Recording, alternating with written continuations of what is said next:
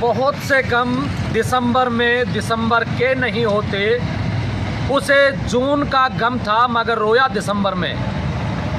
हालांकि आज बात करनी चाहिए, राजस्थान को नया मुख्यमंत्री मिला है भजनलाल शर्मा के रूप में, लेकिन बात करते हैं अशोक गहलोत से। अशोक गहलोत की याद मुझे क्यों आई, क्योंकि जब अशोक गहलोत ने जिले बनने की घोषणा की थी तो दूदू नाम की एक पंचायत हुआ करती थी और अशोक गहलोत ने उसको सीधा जिला बनाकर सबको चौंका दिया था। ऐसा ही चौंकाने वाला निर्णय भारतीय जनता पार्टी के शीर्ष नेतृत्व या यूँ कहें कि प्रधानमंत्री नरेंद्र मोदी ने लिया। एक 27 साल की उम्र में सरपंच बने हुए व्यक्ति को, भजनलाल शर्मा को 30 साल बाद में सीधा इस प्रदेश का मुखिया बना दिया। जी हाँ, आज राजस्थान के विधानसभा भवन के सामने खड़े हैं। कल मैं यहाँ से कह रहा था कि राजस्थान को कल नया मुख्यमंत्री मिलेगा। आज राजस्थान को नया मुख्यमंत्री मिल गया। भजनलाल शर्मा 2 डिप्टी सीएम हैं, एक दिया कुमारी और एक प्रेमचंद बैरवा 2 डिप्टी सीएम बने हैं और भजनलाल शर्मा प्रदेश के मुखिया बने हैं, यानी कि कहें तो राजस्थान के मुख्यमंत्री। बात करते कि कई बड़े नेता थे, कई बड़े चेहरे थे जिनमें लगातार मीडिया का ट्रायल चल रहा था कि फला व्यक्ति बन सकता है, ढीमका बन सकता है, लेकिन सबको पछाड़ते हुए भजनलाल शर्मा सरपंच बने थे 27 साल की उम्र में और 57 साल की उम्र में आते आते राजस्थान के मुखिया बन गए। मूलतः भरतपुर के अटारी गांव के रहने वाले भजनलाल शर्मा 2003 में भारतीय जनता पार्टी से बगावत कर अपनी जमानत जब्त करवा चुके हैं, लेकिन अब की बार भारतीय जनता पार्टी ने उनको सांगानेर से प्रत्याशी बनाया, अच्छे वोटों से जीते और सीधा उनको मुख्यमंत्री बना दिया। इसकी पटकथा कहां से लिखी गई, क्योंकि तमाम तरह की बातें हो रही थी कि अब की बार किसी ओबीसी चेहरे पे दावा खेला जा सकता है, जर्नल पे दाव खेला जा सकता है या किसी अन्य पर दाव खेला जा सकता है। लेकिन लोग ये भी कह रहे थे कि वसुंधरा को ख़त्म करने के लिए या वसुंधरा को साइड लाइन करने के लिए राज परिवार से आने वाली दिया कुमारी को मुख्यमंत्री बनाया जा सकता है। महिला चेहरे पर लगातार चर्चाएं चल रही थी। सुबह से अनीता बघेल, जिनका फ़ोन नहीं लग रहा था और वो सीधे गेट से एंट्री नहीं हुई, उनकी भी बात चल रही थी कि उनको भी बनाया जा सकता है। लेकिन चौंकाते हुए भारतीय जनता पार्टी की यही खासियत रही है। मैं पहले से कहता रहा हूँ कि 2014 में जिस दिन से नरेंद्र मोदी इस देश के मुखिया बने हैं, तब से भारतीय जनता पार्टी और नरेंद्र मोदी अपने फैसलों से चौंकाते आए हैं। बाबा बालकनाथ का नाम बड़ी तेज़ी से उभर के आया, लेकिन जैसे ही मध्य प्रदेश में मोहन यादव मुख्यमंत्री बने, उसके बाद में बाबा बालकनाथ ने उम्मीदें छोड़ दी होंगी, क्योंकि एक उनका सरनेम यादव, दूसरा यादव ओबीसी चेहरे के रूप में मध्य प्रदेश को नया मुख्यमंत्री मिला। बात करते हैं राजस्थान की। राजस्थान में इतना बड़ा सियासी संकट चल रहा था। बाबा किरोड़ी लाल मीणा जो पिछले 5 साल से, मैं इसलिए चर्चाएं कर रहा हूं कि किरोड़ी लाल मीणा ने जिस तरीके का संघर्ष किया है कांग्रेस पार्टी से, लगता था कि 5 साल तक वो अकेले लड़ते आए हैं। जैसे ही उनका नाम नहीं आया उप मुख्यमंत्री में, वो नाराज से लगे नहीं, लेकिन जिस जल्दी में, जिस तेज़ी से जहाँ मुख्यमंत्री पद का चयन हुआ था, वहाँ से जिस तरीके से सबसे पहले निकल के आए, उनका चेहरा बता रहा था कि वो नाराज़ जरूर है, लेकिन मीडिया के सामने बोलते हुए अपनी नाराज़गी जाहिर नहीं कर पाए। उनके तमाम जो समर्थक थे वो बीजेपी पार्टी को खरी खोटी सुनाते हुए नजर आए कि लोकसभा चुनाव में देख लेंगे, और कई तरीके की बातें उनके समर्थक कर रहे थे। दूसरी तरफ बाबा बालकनाथ भी आश्वस्त थे कि मुख्यमंत्री ना सही उप मुख्यमंत्री बनाया जा सकता है। उनके समर्थक भी निराश होकर निकले हैं। दूसरी तरफ आज मैं देख रहा था, सुबह से भारतीय जनता पार्टी के कार्यालय पर था, सतीश पूनिया आए, चेहरा बिल्कुल उदास था। राजेंद्र राठौड़ आए, चेहरा बिल्कुल उदास था। बात करते हैं महारानी की कि भजनलाल शर्मा का नाम 2 जब राज्यों में मुख्यमंत्री का चयन हुआ तो ये परिपाटी रही कि वहाँ जो पूर्व मुख्यमंत्री थे उनके हाथों से पर्ची निकलवा कर नाम लिया गया। यहाँ भी वही फॉर्मूला अपनाया गया। जैसे ही राजनाथ सिंह जयपुर पहुँचे, वसुंधरा राजे सिंधिया उनसे मिलने गई, होटल में बैठे बातचीत हुई, वहाँ से किसी भी नाम का खुलासा नहीं हुआ। एक फोटो बड़ी वायरल हो रही है और एक वीडियो वायरल हो रहा है जिसमें राजनाथ सिंह ने एक पर्ची वसुंधरा राजे सिंधिया के हाथों में थमाई और खोलने को कहा।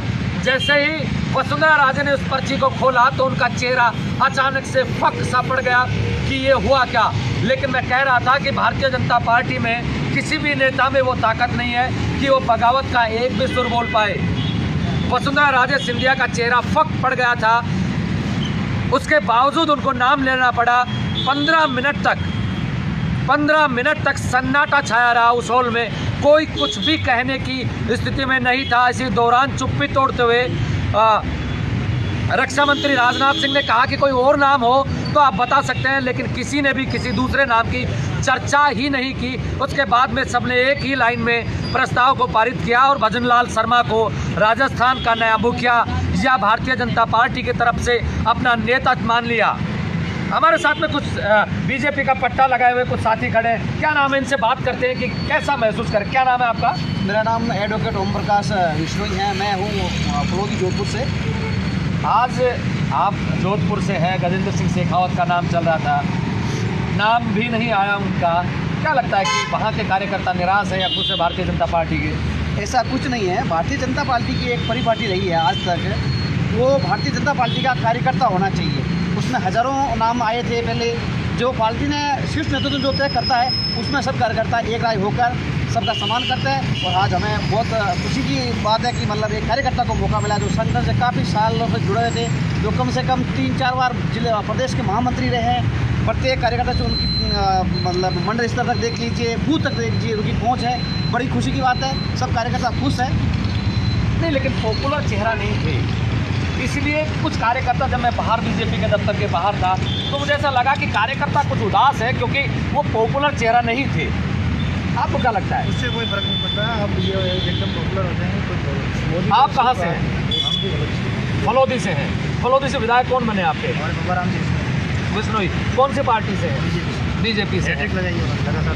लगातार हैट्रिक लगाई है। लेकिन तमाम वो चेहरे, मैं इसलिए बात कर रहा हूँ कि तमाम वो चेहरे, तमाम वो नेता जो दूसरी बार, तीसरी बार, चौथी बार, 5वीं बार विधायक बने थे, उन चेहरों की अगर बात करें, वो चेहरे निराश ज़रूर थे। मैंने बात की, कह नहीं पाए क्योंकि भारतीय जनता पार्टी में किसी भी नेता में इतनी हिम्मत नहीं बची है कि ऊपर शीर्ष नेतृत्व या यूँ कहें कि मोदी के घर से कोई फरमान आए और उसके बारे में कोई चूचपट की भाषा में बात कर सके।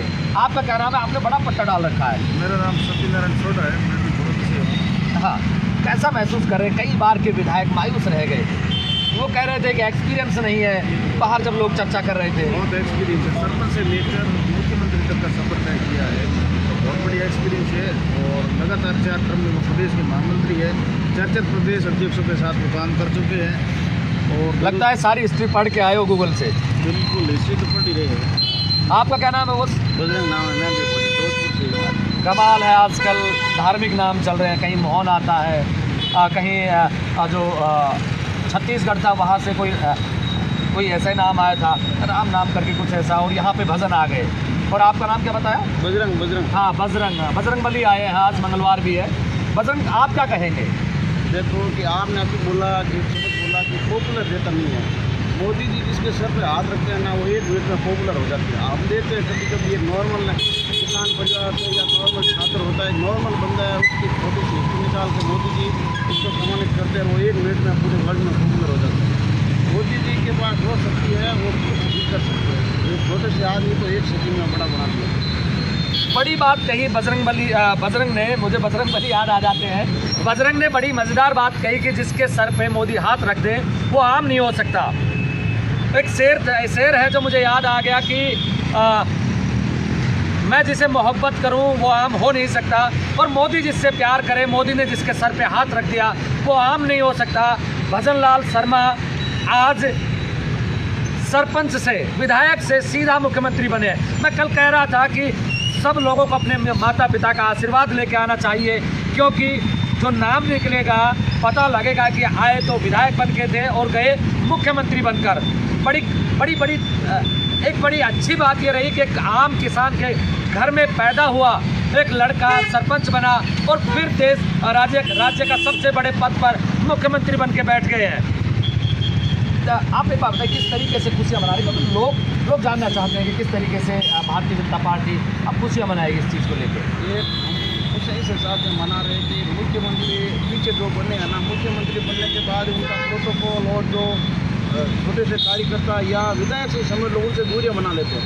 इस बार सबको भरोसा है कि एक आम विधायक है भजन लाल जी जो मुख्यमंत्री बने हैं और हर एक छोटे से आदमी को तवज्जो देंगे और पूरे राजस्थान की जनता को काम से, मान सम्मान से, प्यार संतुष्ट करने की कोशिश करेंगे। और बीजेपी अभी आने वाले समय में लोकसभा का चुनाव आ रहा है तो पूर्ण बहुमत से फिर मोदी सरकार बनेगी। प्रत्येक कार्यकर्ता को साथ लेकर चलेंगे भजन लाल जी और पूरा राजस्थान में प्रत्येक आदमी खुश है भारतीय जनता पार्टी का, और खुश क्यों ना हो, बड़ी मुश्किलों से सरकार बनी है। एक बात तो तय है कि इधर कांग्रेस पार्टी में अशोक गहलोत सरकार नहीं बना पाए। बात कर रहे थे कि अब की बार राज बदलेगा, रिवाज, अब की बार रिवाज बदलेगा और राज कायम रहेगा, लेकिन वही रिवाज कायम रहा कि 5 साल बीजेपी, 5 साल कांग्रेस का राज, फिर से बीजेपी का राज आया है। दूसरी तरफ वसुंधरा राजे सिंधिया अपने समर्थक विधायकों के साथ में लगातार प्रेशर बना रही थी मुख्यमंत्री बनाने का। कहा यह भी जा रहा था कि उन्होंने 1 साल का भी समय मांगा, लेकिन जिससे मोदी नाराज हो जाएं, जिससे प्रधानमंत्री नरेंद्र मोदी और अमित शाह नाराज हो जाएं, आज तक उनका ट्रैक रिकॉर्ड रहा है कि जब भी वो किसी से नाराज होते हैं दोबारा पलट कर नहीं देखते, जो भी फैसला लेते हैं पलट कर नहीं देखते। तो क्या ये समझा जाए कि राजस्थान में वसुंधरा राजे युग खत्म हो गया? आम कार्यकर्ताओं के लिए खुशी की बात है, क्योंकि जब दरवाजे किसी एक के लिए बंद होते हैं, किसी बड़े घराने के लिए बंद होते हैं, तो नए कई रास्ते खुलते हैं। क्या उन रास्तों में से भजन लाल शर्मा एक नया रास्ता बन के राजस्थान की राजनीति में उभरेंगे? आप लगातार पूरे दिन से हम आपको कवरेज करते रहे थे, बताते रहे थे, और आगे भी राजनीति की जब भी कोई बड़ी घटना होगी, जब भी मंत्रिमंडल का विस्तार होगा, हम आपको पल पल की अपडेट देते रहेंगे। आप मेरे साथ देख रहे ब्लैक एंड व्हाइट सच। मैं महेंद्र यादव। जय हिंद, जय भारत।